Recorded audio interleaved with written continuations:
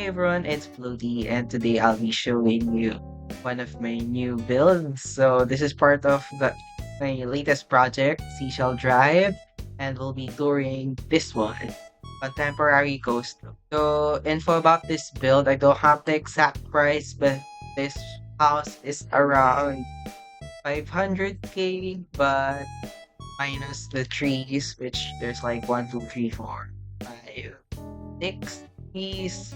The price is probably closer to 300k or something like that. And yeah, lot data, I don't know.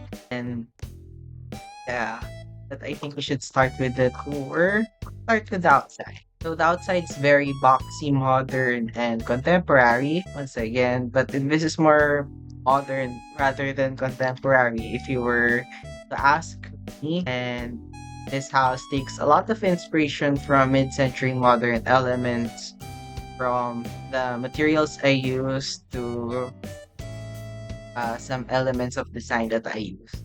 So from the outside, it's very linear. I tried to break it up by adding some plants. So if you saw on my how to build a beach video, you add rocks to break up the softness of plants. But in this case, we added plants to bring softness in to the design. So probably the main thing about this exterior part, especially the front, is this part, which is grease blocks. These are like concrete blocks that help with wind flow and ventilation.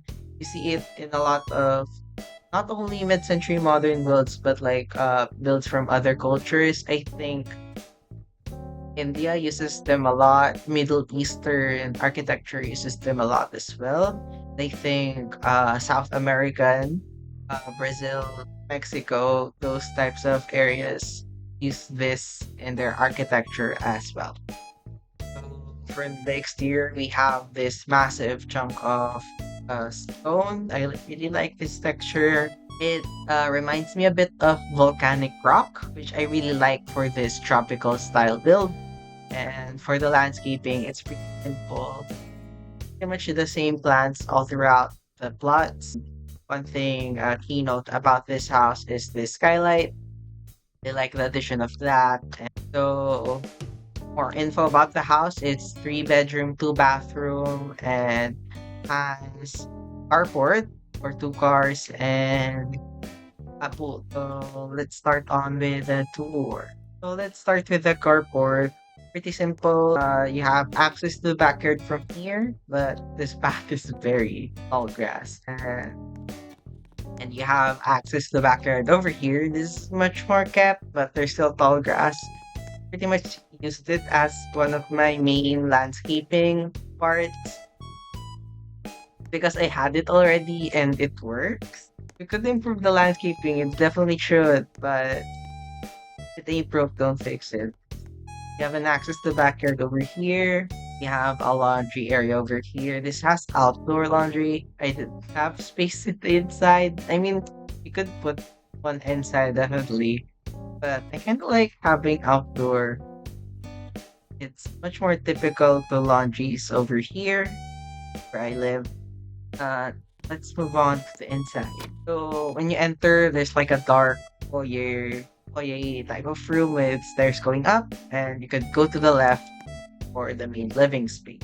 So this living space is just the living room, dining room, and kitchen all together. It's very open concept and very typical to my builds. This is like one of my go-to floor plans. Living room here, kitchen, then dining. It feels very safe, and I actually built this house in like one day. Not the whole day, but like one sitting. So I'm pretty proud of that. And I used a lot of the newer items here, especially the new lamp, the mid-century modern furniture. I still feel like it's new, even though it's been like half a year. And I love the variety of wood tones that I used all throughout the house.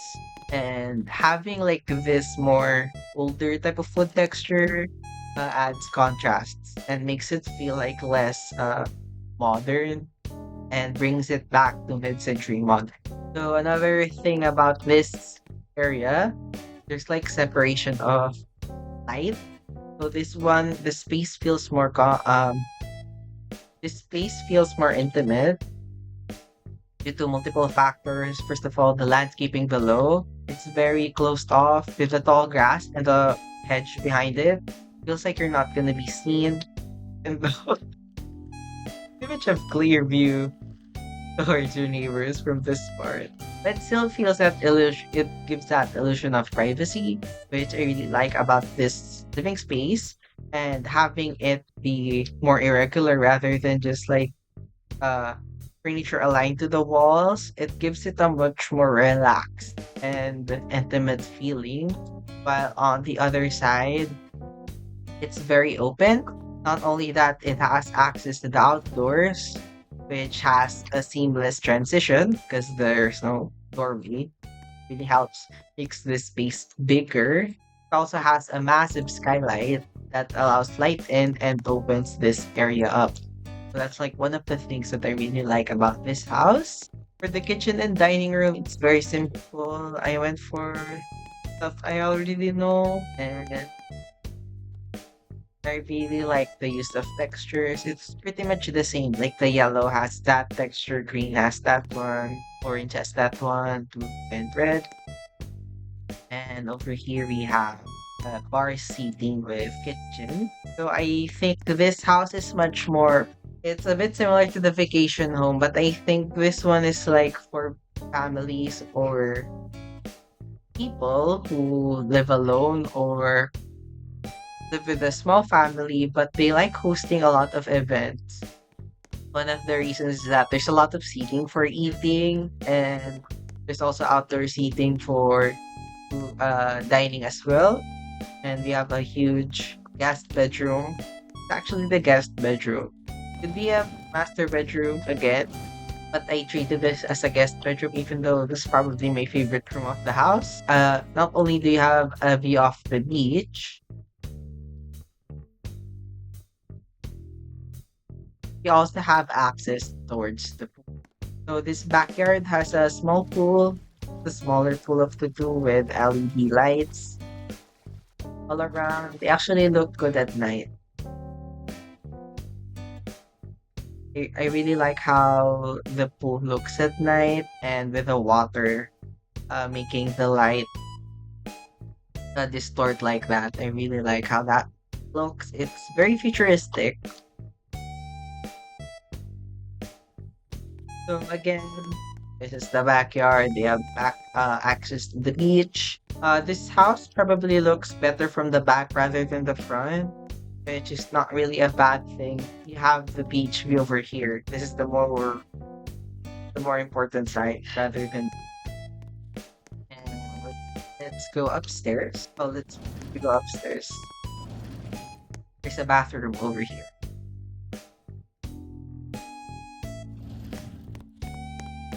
Move on up. So this is the upstairs. We have a hallway with a bunch of doors and balcony access. The access to the front balcony, so you can't see outside. This is a much more private feel, even though it's at the front. Pretty much can't see anyone from the basement, and you could pretty much do anything here. If it were me, I'd put like yoga stuff. I feel like it'd be a fun to do that here. Much more tranquil and private over here rather than the other side, which is much more exposed.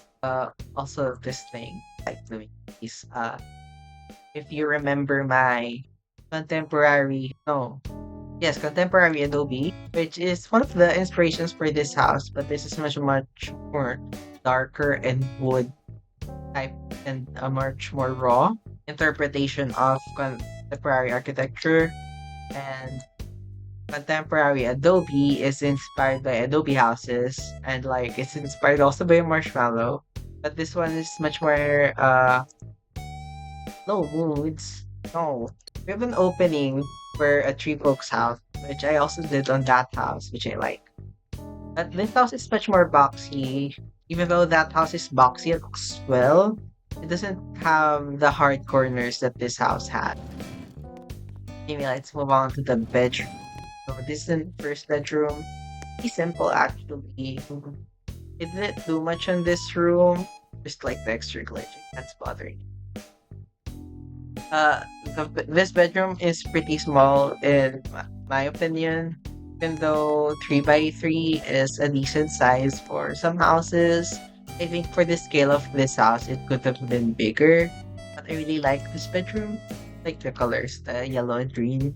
That's it for that. Here we have the bathroom. Simple. It's the same as the one below. And over here we have the primary suite. So we have like a counter here for maybe refreshments, stuff like that. You could like put the fridge here, a tea station. And over here we have the primary or master bedroom. So I really like this bed and this headboard thing. This is actually shutters that I closed. So it has that nice design that it looks like it might be a lot of work, but it actually isn't. And it's just simple side tables with lamps on it. If you were to ask me, I like the bedroom below better. But since I had to put like a walk-in closet as well as a primary bathroom with like a double shower, double vanity toilet, yeah, actually really happy with how I fit a lot of stuff in this house. Surprisingly, there's a lot. A size of this house, pretty much it's 2 floors, but it's really 2 floors. Like the floor area of this house is pretty much just the lot area, and with how much I fit in the house, I'm really proud of it. What else did I show? I think I showed everything. So yeah.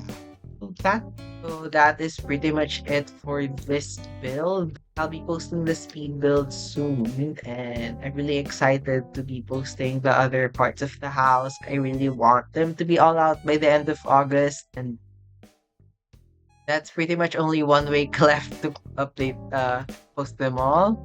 But I'm gonna try my best to actually post it all on time. And having this recorded is preventing me to start on my new projects, which is one of my regrets on this build. If I were to change it, I would probably just post it as I finish. I've been like the reason I didn't do that is like I wanted it to be finished and I want to show everything, especially so I can show them in the thumbnails. But anyway, really hope you enjoy this.